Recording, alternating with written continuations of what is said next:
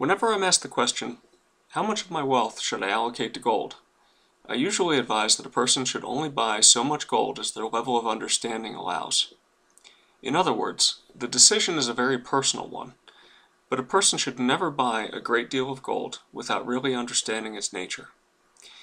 It's the lack of understanding which leads to emotionally driven and usually poor decisions.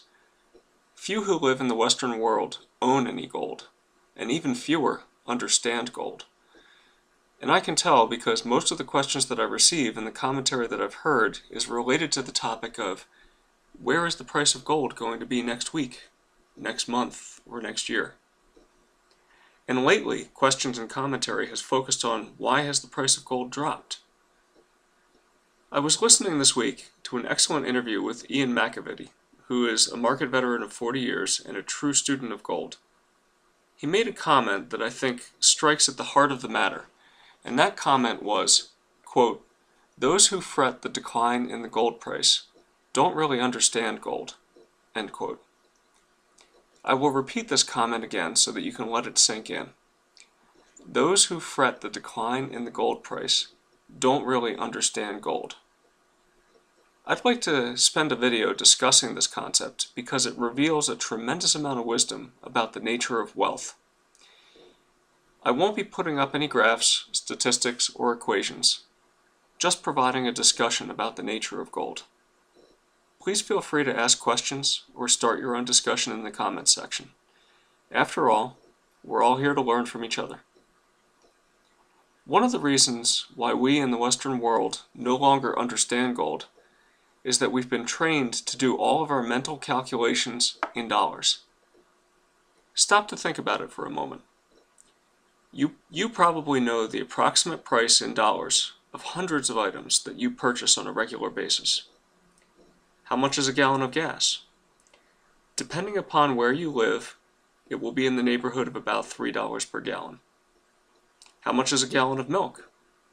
About the same, maybe a little more. How about the new tablet that you've been thinking about buying? Or the car? That price is probably burned into your memory more than the price of just about anything else. Dinner at your favorite restaurant? You know the price of that in dollars as well. How much is your labor worth per hour, per week, or per month? You probably know that number very well. And the list goes on and on. The dollar is very, very effective at providing us with a means of comparing the costs of hundreds of items, and that is one of the reasons why it is such an effective device for facilitating trade. But such convenience comes with drawbacks. The largest drawback is that in our minds, at least in the Western world, we have come to confuse the dollar itself with the tangible items that it can buy in the present. Because we know the price of things that we buy in the present in terms of dollars, we tend to measure our wealth in terms of dollars as well. As a result, we think in terms of acquiring more and more dollars. But what is the dollar that we seek to accumulate? Is it wealth? At one time it was wealth. The Coinage Act of 1792 defined the dollar as 416 grains of standard silver. Later, the Coinage Act of 1873 redefined the dollar as 25.8 grains of standard gold. From 1792 all the way through the signing of Executive Order 6102 in 1933, the dollar was defined as pieces of precious metal certified by the U.S. Mint for its weight and fineness. Prior to 1933, the dollar was, by definition, physical wealth. Those who held all of their wealth in dollars, by definition, had 100% of their wealth in precious metals, gold and silver. Holding dollars was the safest way to accumulate wealth. After 1933 and up to 1971, the dollar was changed to be a claim on gold that could only be converted by foreign governments. It was credit, not actual wealth. And in 1971, Nixon eliminated the right of foreign governments to convert it. So what is the dollar now? Is it wealth? At this point in time, the vast majority of dollars aren't even physical. They are just ledger entries. What do they represent? They represent an obligation of the people of the United States, present and future. In other words, they are units of debt, debt that can never be repaid. This debt, which can never be repaid, will inevitably be marked down in value. In fact, over time, it has been gradually marked down in value. All one has to do to know that this is true is to compare prices of items from a decade ago against prices of items now. This debt will continue to be marked down in the future, though the path that it takes on its way there cannot be known in advance. It may go down steadily and gradually. It may occasionally increase in value, as it has recently, and it may be written down suddenly, as happened in Weimar Germany and many other nations.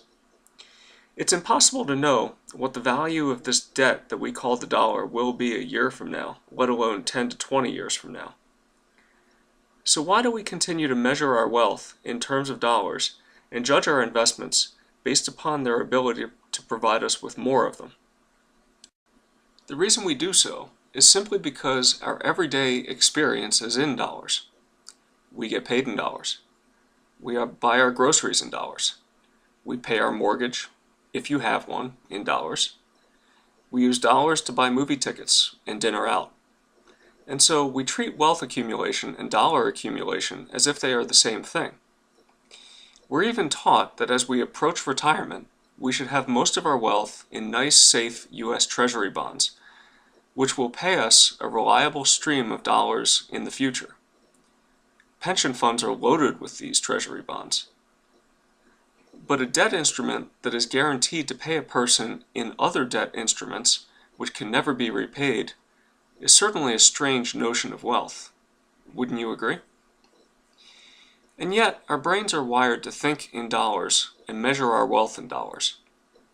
So when the dollar price of gold and silver that we hold goes down, there's a natural tendency to get upset.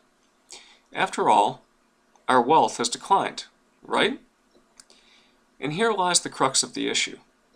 It is this false idea that prevents us from understanding gold and silver. This is the very false idea that Ian McAvity challenged when he said, "Those who fret the decline in the gold price don't really understand gold." Let's explore what Ian's statement means and see if we can rid ourselves of a major misconception that most of us have about gold and silver. I'd like to do a little thought experiment with you. Please follow along with me. Let's start by imagining that we can live under a different set of rules.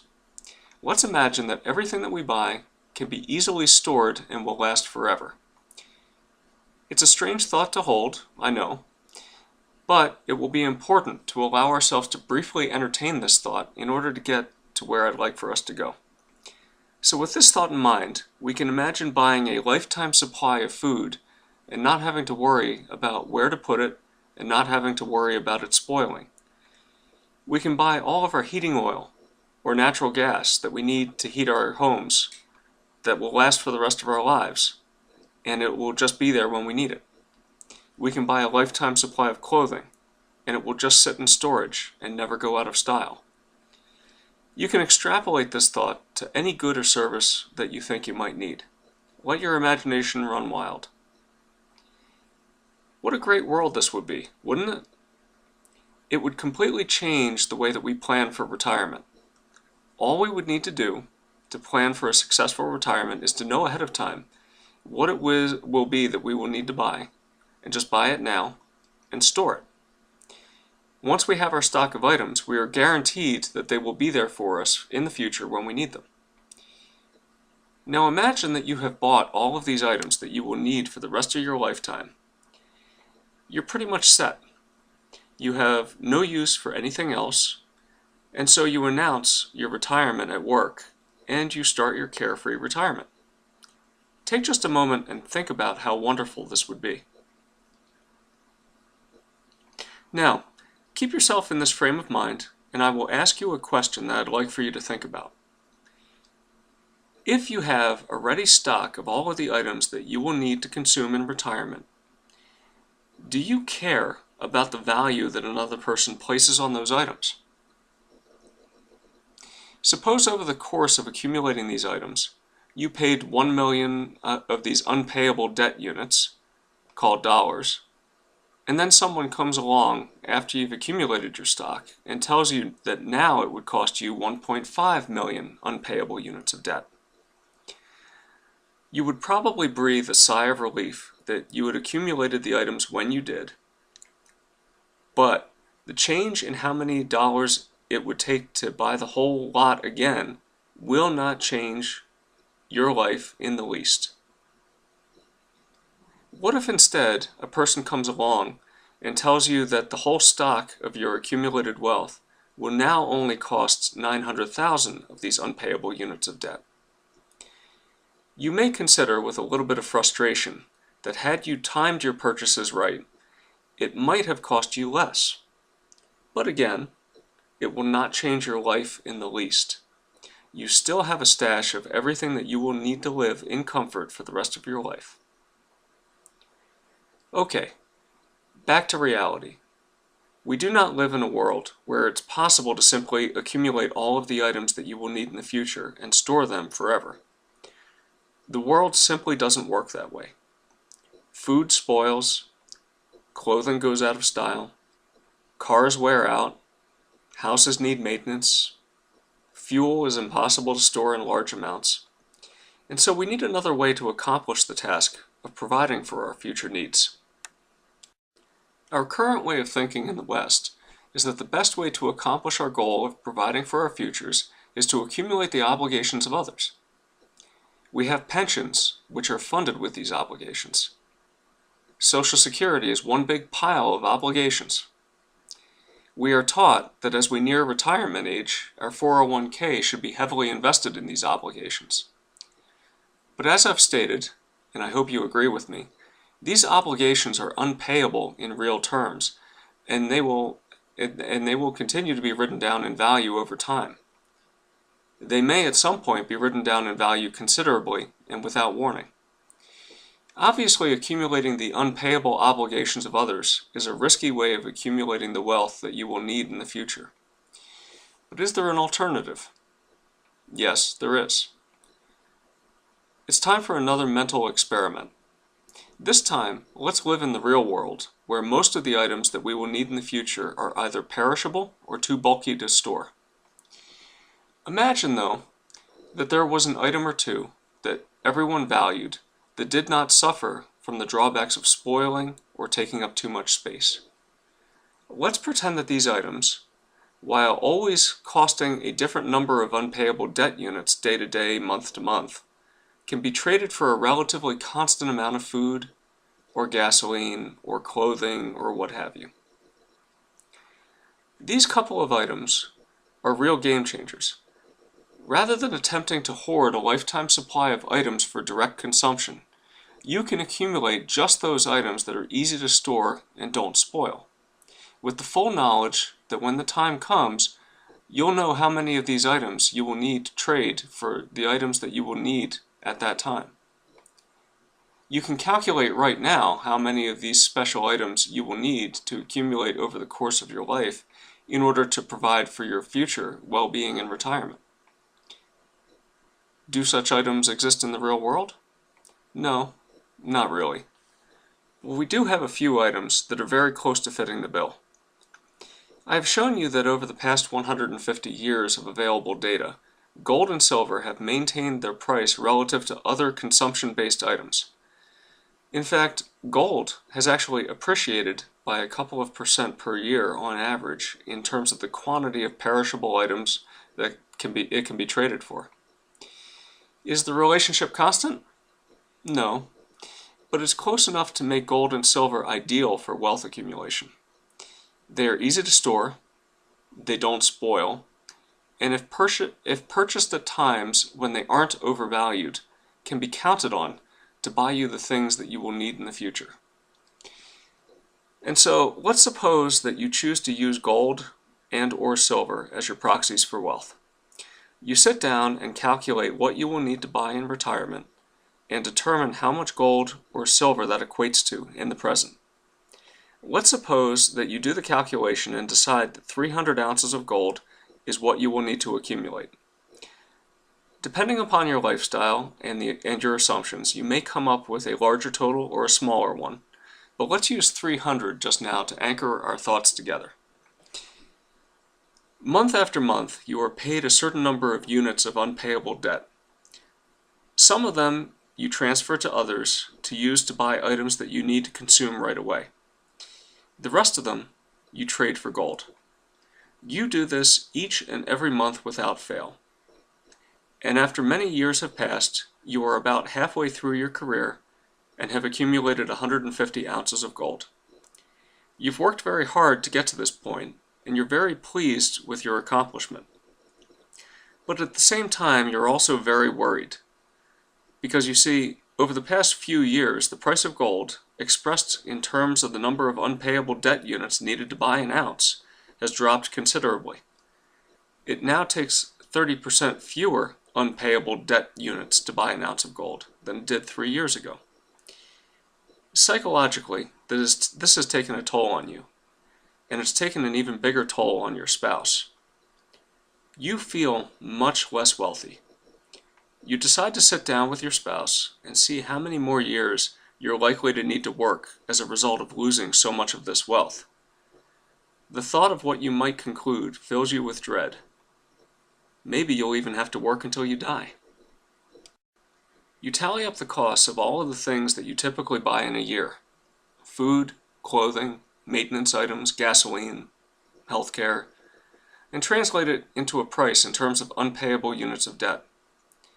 Then you calculate how many unpayable units of debt your current hoard of 150 ounces of gold is worth. To your surprise, you find that the 150 ounces of gold can still buy just about the same amount of goods that it could when you first calculated your retirement savings goal to be 300 ounces. So despite the 30% price drop, your 150 ounces of gold is sufficient to buy half of the perishable items that you will need in retirement. You are still on track to meet your retirement goals, and you assume that your retirement age is the same as it was when you first started planning. But being the math nerd that you are, you do the calculations to project into your future anyway. You haven't gotten much in terms of a pay raise over the past few years, but your salary has gone up slightly in terms of unpayable units of debt. But now you find that you have more surplus income left over at the end of each month because you're paying less on gasoline and taking advantage of recent sale prices on clothing and other items. In addition, your surplus income can now buy gold at much cheaper prices. You discover that although each ounce of gold can still buy roughly the same amount of goods and services, you can buy about 50% more gold at the end of each month than you had been before. If this condition persists, you should be able to retire at age 60 instead of age 65 as you had thought. This was not at all what you were expecting to find when you sat down to do the math. Just for fun, you decide to go back 3 years and do the calculations based upon the price of gold and other items at that time. To your surprise, even though you appeared to be much wealthier back then, as measured by the quantity of unpayable debt you could obtain in return for your gold hoard, if the price of gold and other items had persisted at that level for the rest of your working career, you would have accumulated much less gold every month and would have had to delay your retirement to age 70. And this was completely counterintuitive to you. So you check your calculations again and assure yourself that you didn't make a mistake. This brings us to the end of our thought experiment. Let's go back to Ian McAvity's statement. Those who fret the decline in gold price don't really understand gold. If you followed along with my thought experiment, you probably understand this statement by now. You see, gold is a compact and non-perishable form of wealth. Over long periods of time, it tends to maintain its value relative to other goods and services. In fact, we have seen in my other videos that it even tends to appreciate a little bit on average each year. When the price of gold changes in terms of the number of unpayable debt units that it can buy, it is generally because the price of everything else is changing along with it. If the price drops, It's an indication that real wealth of all forms is easier to obtain in return for your labor. If the price climbs, it's an indication that real wealth is harder to obtain. The gold that you have already purchased, regardless of the quoted price, can generally still buy what it could in the past, assuming that you didn't buy on price strength, which is generally a losing strategy. So put yourself back in the position of the person who has all of the wealth needed for retirement in the form of gold, which can be traded for consumption goods. Do you care what the quoted price is in terms of unpayable units of debt, so long as you can still buy what you need when you need it? Maybe you do, but the change in price won't hurt you. Now take a moment and put yourself in another position.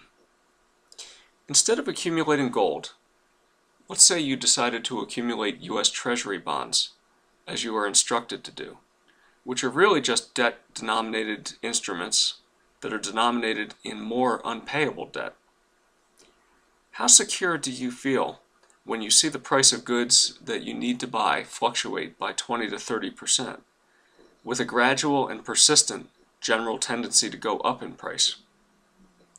How secure do you feel knowing that you are being paid a pittance for holding this debt denominated in just more unpayable debt? How secure do you feel knowing that at some point in the future, and likely so, the unpayable debt units will be written down suddenly? Those who fret the decline in the gold price don't really understand gold.